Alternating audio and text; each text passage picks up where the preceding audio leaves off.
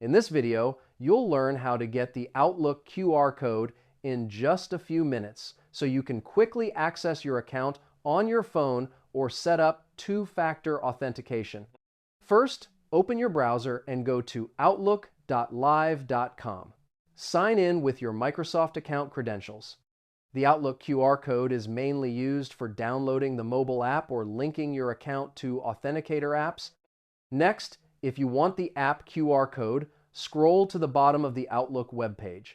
Microsoft displays a Get the Outlook app section with a QR code that you can scan with your phone instantly.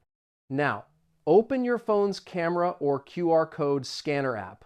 Point it at the QR code on your computer screen. The app will detect the code and offer a link to download the Outlook mobile app. After that, if you want a QR code for two-factor authentication, go to account.microsoft.com and click Security. Then click Advanced Security Options and choose Set up Two-Step Verification to generate a QR code instantly. Once the QR code appears, scan it with an authenticator app like Microsoft Authenticator, Google Authenticator, or Authy. Your account will be linked and you'll receive secure codes whenever you need to log in. And that's it. You now know how to get your Outlook QR code for either the mobile app or authentication.